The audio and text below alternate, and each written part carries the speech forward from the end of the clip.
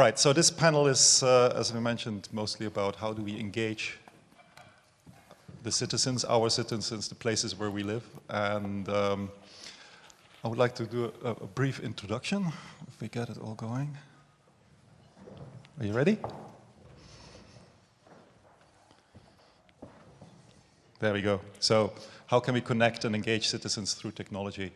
And one of the questions we will address is this kind of so-called humanization of technology. So I'm Alexander Grunsteidl. I work for a company called Method, and I live my life through creating experiences for people. Doesn't matter if it's in healthcare, if it's in financial worlds, if it's in education, or it's around cities.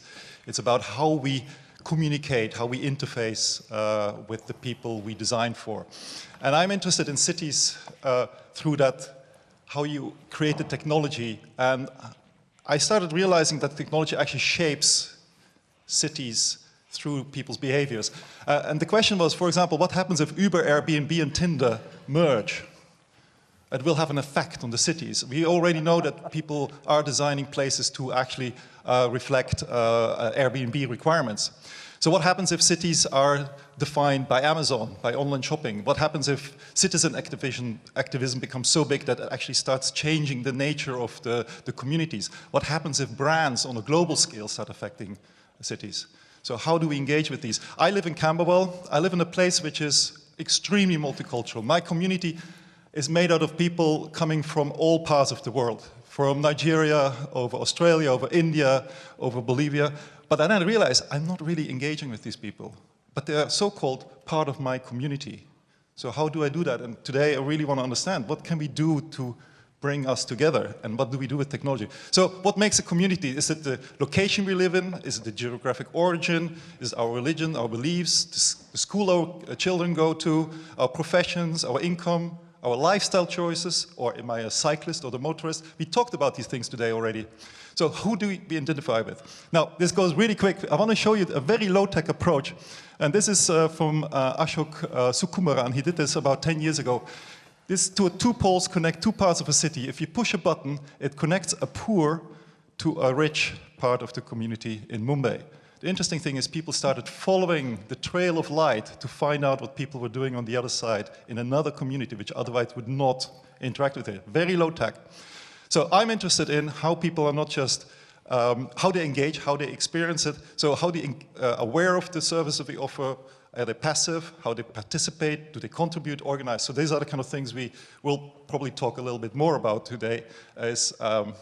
And for that, we have 4 guys here. We got Spacehive, we got Smart Citizen Kit, we got Stickyworld, and we got MadLab, which all have different levels of engagement between the citizens and the government, or with businesses or with communities.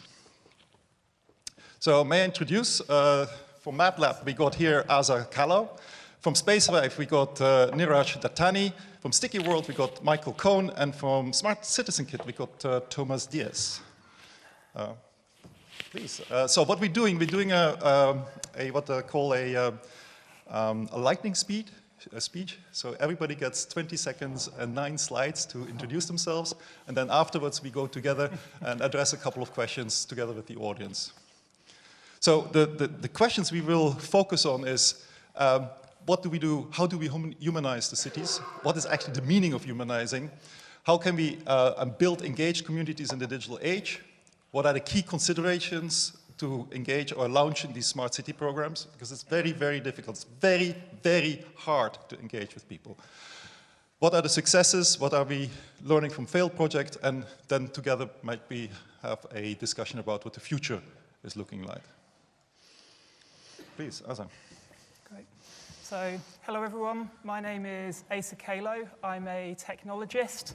Over the years, have worked for a range of creative agencies, startups, then more recently, freelance tech consultancy. My last gig was working for, was as employee number 1 over at Swirl, open data publishing startup, which was well established at the point I left last year. So MadLab, for me, started in 2009 as a side project, and it's now turned into a full-time job. So what is it?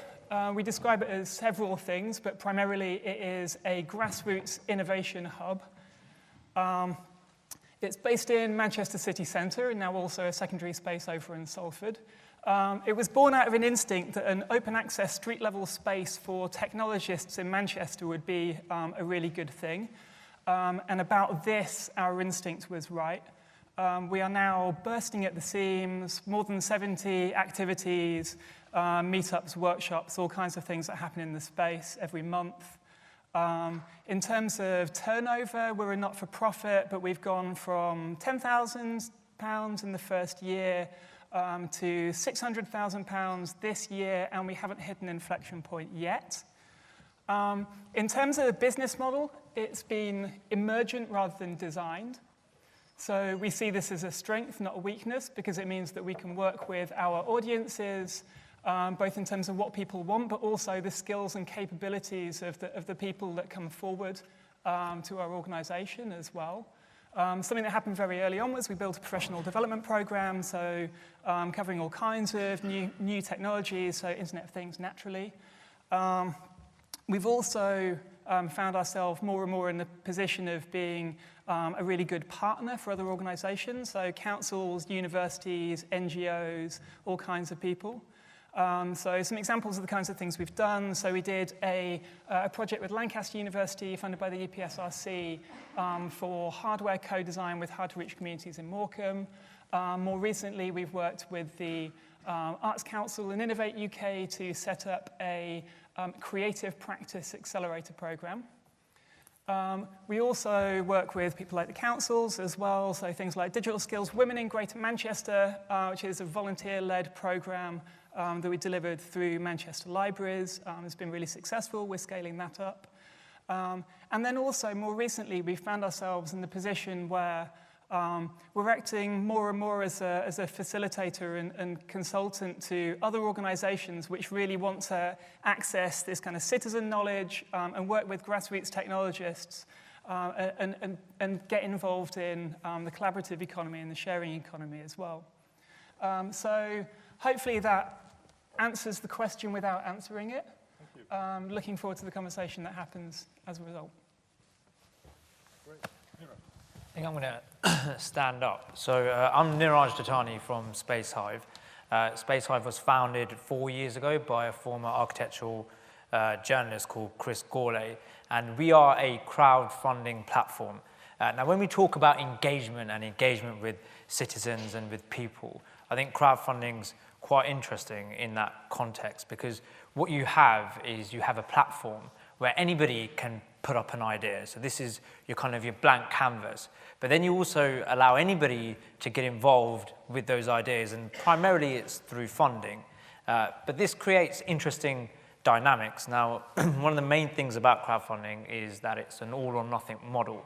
So you have to hit your target in order to get any of the money that you've raised. But because you've opened it up and allowed anybody to give money to that project, you can actually engage with quite a lot of people. So you can engage with thousands, hundreds of thousands of people any given time.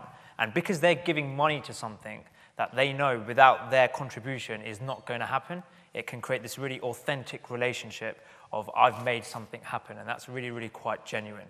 There are other ways that people can get involved with these campaigns, especially on our platform. They can volunteer, they can offer skills, they can offer in-kind contributions. But primarily, it's driven by the funding and driven by the idea. Now, we are actually quite a niche platform in the whole context of things. We are a crowdfunding platform for civic projects. So people use our platform to raise money for things that improve community spaces. So that's things like putting down a water slide down the high street in Bristol city centre, or turning a flyover into a park. And so it's any mad idea that somebody might come up with. But when we talk about people funding these projects, they're usually local people. And the reason why we concentrate on this is because local people care about the spaces that they live in. And this is where they actually come together. So even though we are a technology platform, the key ingredient, the key driver, and the magic that happens is around spaces. And spaces means something to all of us. But it's not just people that this interests. There are other organizations out there who are interested in the local community, and they include businesses, local authorities, grant bodies, developers, a whole bunch of them. Now, if you take a crowdfunding campaign on our platform, which has been initiated by a person who cares about that space, backed by loads of other people who care about that space, that is a very, very attractive proposition to your local businesses, your developers, your local authorities, your grant bodies, and they do want to get involved. And so you can get this really, really interesting and inspiring mix where they all kind of coalesce behind a campaign to make it happen. But the crucial ingredient is it's driven locally. So we provide the kind of the technology to allow this to happen, but really the driver of our projects and our success are people on the ground, because without them reaching out to their local community, to their friends and their family, none of this stuff happens. But it's created an interesting dynamic where the power has shifted from those top-down organizations, those local authorities deciding that this is what must happen in our city, to those people on the ground because they've got the public behind them. Thank you. Michael? I'll stand as well. So hello, I'm Michael Kohn from Stickyworld. And to explain our contribution to this question, explain a bit of my background. I used to be an architect. I used to teach professional studies and project management at university. I landed 10 years later in the technology business, and we're building a platform to involve stakeholders in all kinds of projects. So everything I'm going to talk about and offer is actually around the process and around that whole awareness of what projects are you working on, who are you engaging with, whom are you engaged with and why. There's a lot of talk about citizen engagement. I've been to so many smart cities conferences, and no one really knows what do we mean by citizen. Actually, what we're hearing back a lot of is about consumers as well. We heard that today. The big question is why? What for? Why are you engaging? So it's very clear with Spacehive, they've got a big, very clear mission and vision about what they're trying to do for local communities. But there's so many other areas of communication where we're trying to involve people and different groups of people to make decisions. How are you going to involve them? So as an architect, I talk to old friends, and we used to have this thing about consultation fatigue. Some of you may have heard about that in the local communities when people say, why are you asking us? You've asked us 20 years ago. But consultation fatigue exists for the organizers as well. An architect did 26 meetings with different groups for a £4 million housing project, which seemed to be a bit bonkers when there was still low turnout. The key is also when. Engage early, understand that you are actually designing for people. You can engage at every stage of the process and answer questions and de-risk projects. Whether you're doing service design or you're designing new railways across London, that's the point. You're actually managing change. What is the process for managing change effectively? Because someone is making a decision, or some committee is making a decision. Even if it's a community or it's a city, it's about making the decision for change. It also demands, I think, change demands behavior change. So someone in the smart city space has to step up and say, I'm going to actually take the lead and engage. We build a platform which enables people to present content and capture sticky notes. We're called Stickyworld because you put sticky notes on different types of content, from PowerPoints. This is a virtual tour of the Design Museum. VR technology is coming along to democratize how everybody can actually capture the city around them. Right now in Tallinn, on the right-hand side, we've got citizens in the capital of Estonia talking about changes in their street scene. And then a couple of weeks ago, Canterbury City Council, they closed a consultation on how to make money. So they presented a PowerPoint basically telling their citizens, no more grants by 2020. How can we actually save and make money? We're also working in the big end with the construction, the capital projects. In 2 weeks' time, there's legislation coming, which means that every single centrally funded project will have to involve clients and end users. That's called soft landings. We're building tools on our platform for the online process. We're also working in the housing sphere with custom build. And so here we're building tools to help the developers explain the homes properly, involve the end user in the design of their homes. So we think it's actually more about the process rather than the content, and your projects can bring the content to actually involve people and affect change together. So my name is Tomas Diez. I'm an urbanist by training, and I've been working during the last 10 years in the development of a Fab Lab network worldwide. I teach at the Institute for Advanced Architecture of Catalonia, also at the Royal College of Arts. And I coordinate the Global Fab Lab network in collaboration with the Fab Foundation in Boston. And I'm going to talk about somehow about the involvement of people in making or making shape of their own destiny by using tools. This is nothing new, let's say. This is a discussion. The DIY culture or the do-it-together culture has been with us for so many years.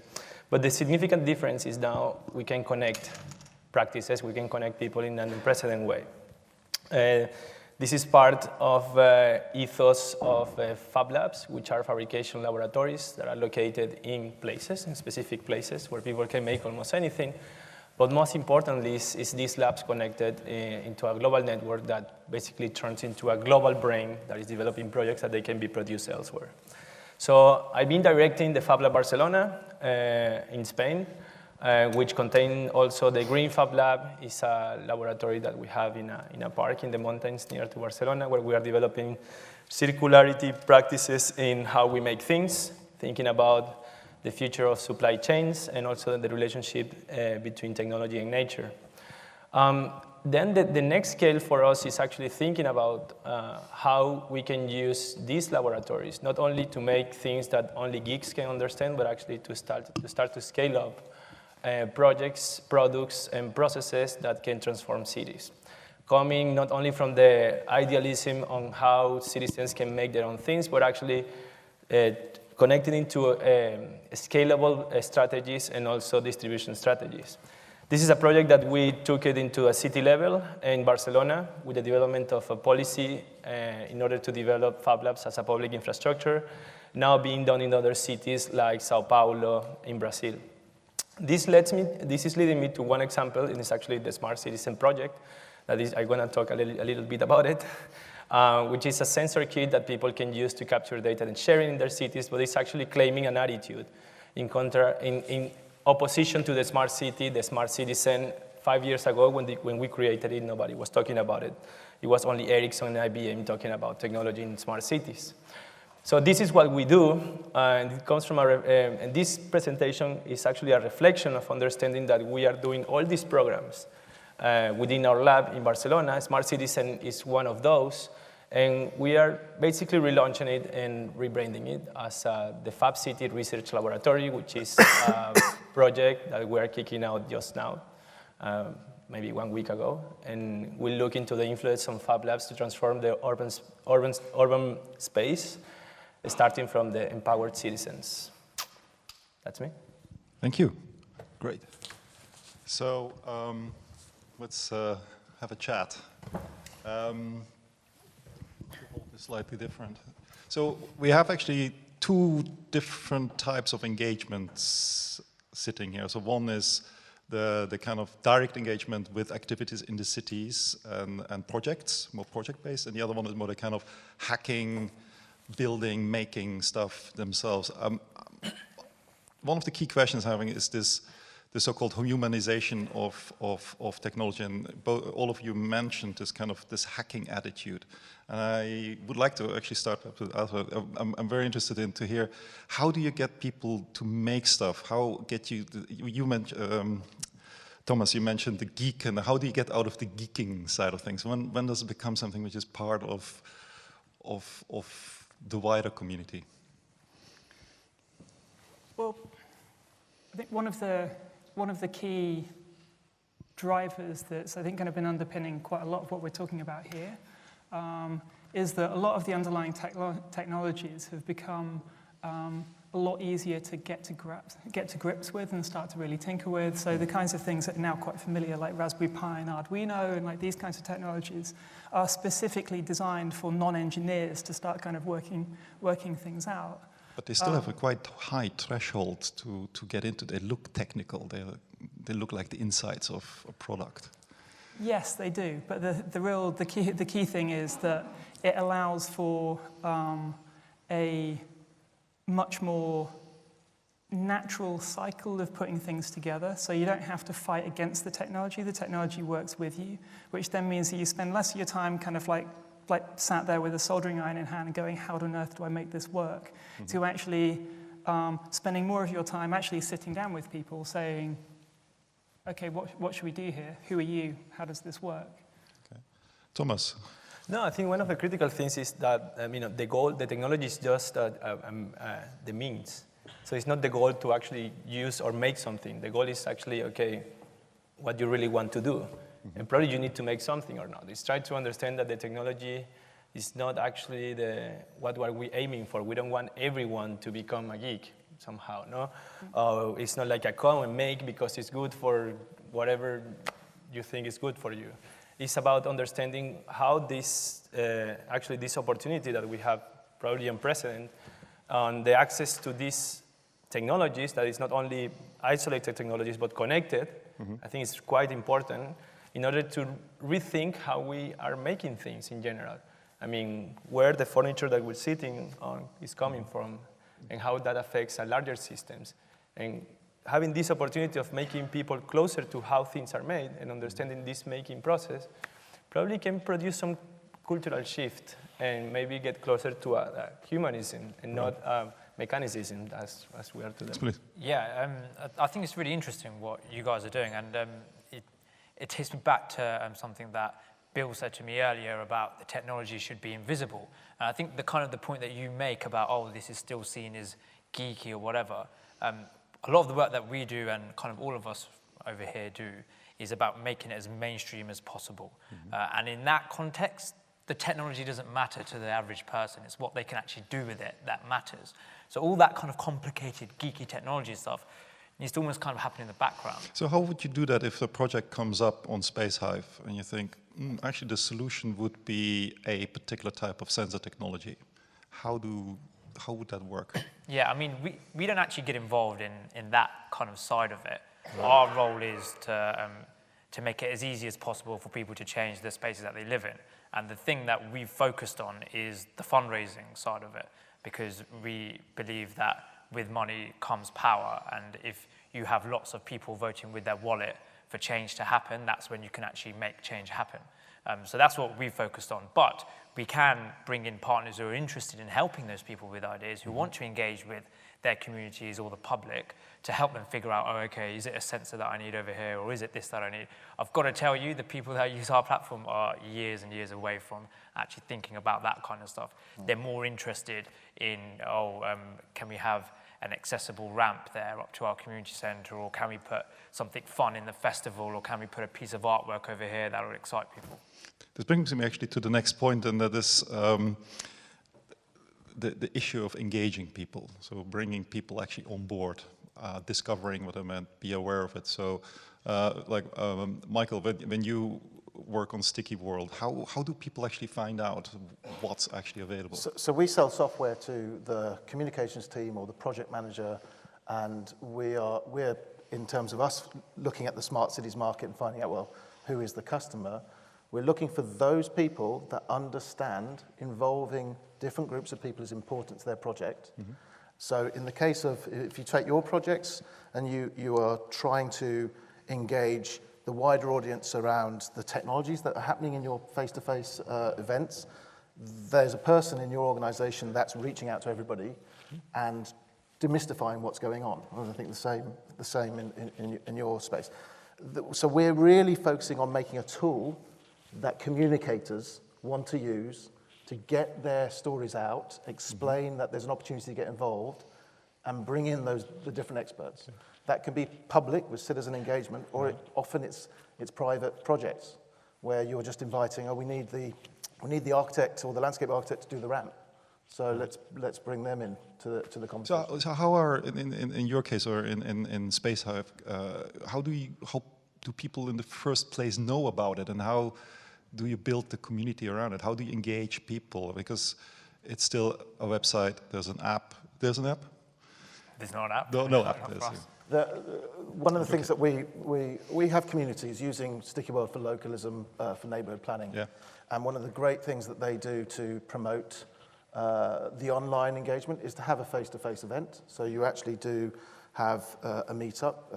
We have communities in South London doing Twitter walkabouts where they meet in a pub, 10 people come with their mobile phones, they walk around an area for 2 hours, tweeting photos of opportunity areas and things that they like and dislike, and then they come back to the pub and pull all those tweets on. May I ask you, actually, the audience,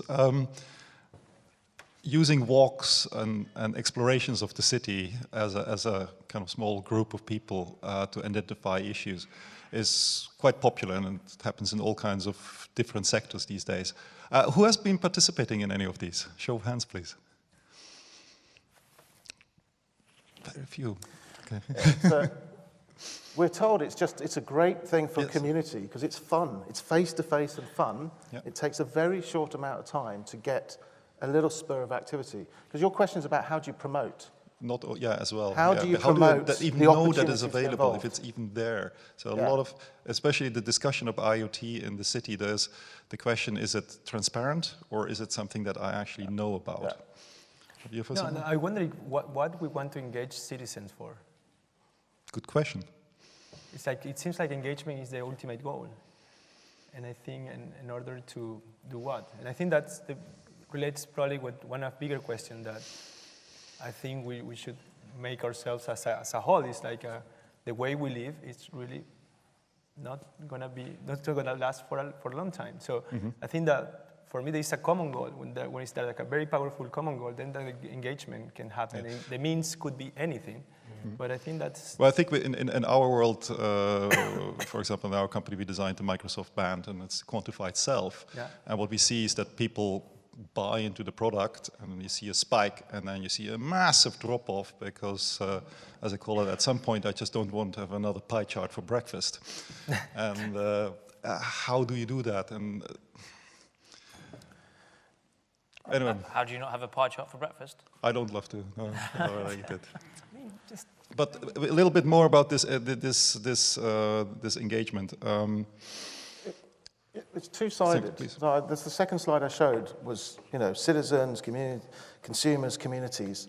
And I think the conversation will never resolve itself until people are talking about communication as a two-sided activity. Because on the one side, somebody who's trying to engage, they have an objective. They probably have a responsibility. Even if it's a bottom-up local or individual responsibility, I'm making this thing, I want to engage you in feedback on my thing. Can you come and give me some feedback? There is that person doing the engaging, initiating it. That's the person you need to focus on. That's the hero, in fact. The hero in the engagement is actually creating opportunity for other citizens to get involved. And Right. I also. But on that note, one of the things that's really, really key, and we see happen as a mistake quite frequently, is that in order to do this, you really have to have empathy for the people which you're trying to, Right. that you want to engage. Because, it's very, very easy, because we talk about technology, it's very easy to get lost in the technology. And it's also very easy to get lost in the products which we're building, which obviously mean a great deal to us. But actually, you have to step outside of that and really, develop much more empathy for the audience that you're trying to engage. For instance, for us, we had exactly what you described from IBM. We had like this peak in which people was super using the smart citizen platform, and then a massive dropout. Right. That's coming from unreliability of the technology by the time. It comes because there was not human agency design, this kind of relationship between people that comes from empathy, that is not only, okay, take this technology and use it.